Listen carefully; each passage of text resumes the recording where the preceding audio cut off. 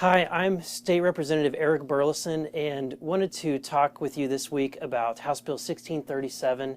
And with me is one of my colleagues, Paul Kurtman. He's from the 105th District, which is near St. Louis, just southwest of St. Louis. In fact, are you off of I-44? Yeah, I live about 200 feet from I-44. Okay. Right there. So when I'm going to the St. Louis Cardinals games, then I'm flying by your neighborhood all the time, huh? Yeah, I could probably throw a rock and hit your car. Okay, well, please don't tell me you're coming.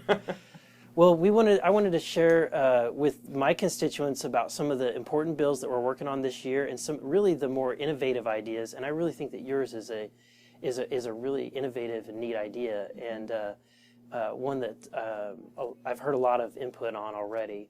And it has to do with really people's concerns today about what is the value of the dollar, and making sure that people are investing their money and that their investments are really sound. Right. And so if you could explain. House Bill 1637, it's kind of a unique concept in America. Other states are following similar legislation. Utah has already passed theirs. Right now, the situation in America is this. We have a Federal Reserve that is in charge of printing all of our money. There's not a whole lot of regulatory oversight over their emergency lending practices, and so what we found out through a partial audit of the Federal Reserve is that they've essentially created nearly $16 trillion worth of new money in the last 5 years. Yeah, you don't create new money, right? Yeah. They really have are really reducing the value of the money that we have. Right. We have so many obligations. Our debt's bad, and with all these bailouts that have been going on, we have to basically print off new dollars or create new money through electronic extensions of credit.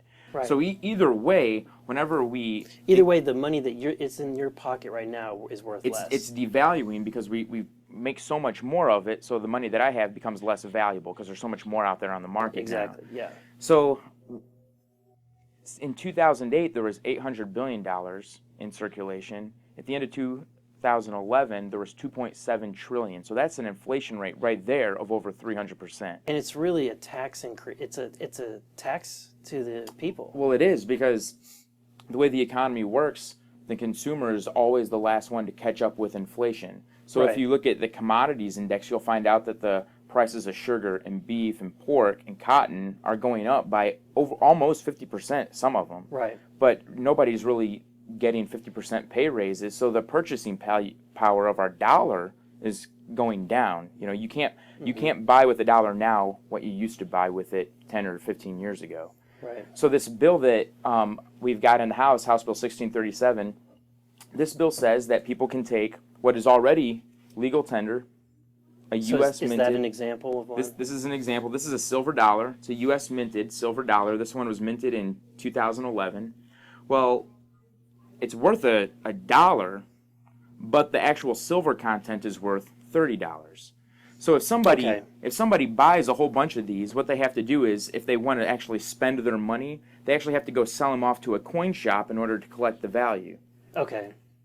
Well, what this bill that I've created does, what it does is, here's all the statutes in Missouri up on the shelf behind me, and this bill just makes room in our statutes to allow people to come into Missouri, create a business, give people jobs, and instead of me going out and selling this to a coin shop and then spending the $30 somewhere else, I could just give this to somebody. Right. You could give me a debit card, and I'll go out and spend money. So I give you a debit card that's got value of $30. That's got a value of $30 on it. And so if I go out and spend $20 on a book, that value belongs to me. Right. Or I can sell it to someone else. You sell off $20 worth of silver to cover the cost of the transaction that I just had earlier in the day. It's the same way banks work. Right.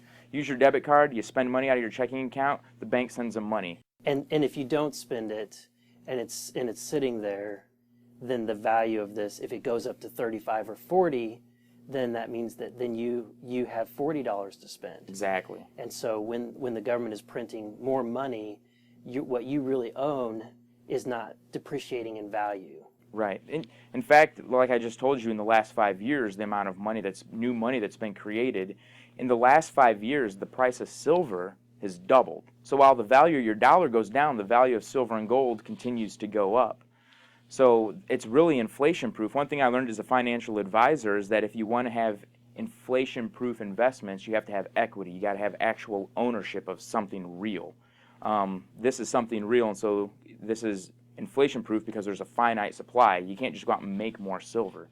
Right. So this will protect people's labor and the value of their dollar. Right. And some of the criticism, I've heard people that have not read the bill, and they say, well, Missouri's going back to the gold standard. Mm-hmm. And really, when you really read the bill, it makes much more sense. It's very common sense.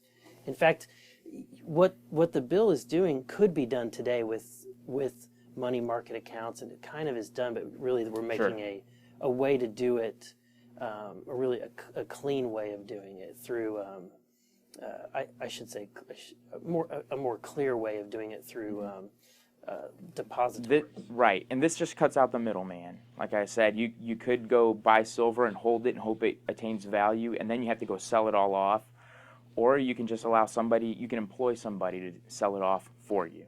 Right. So it's really just a more convenient way of liquidating your commodity and monetizing it so you can actually spend it as you sell it off at the exact same moment.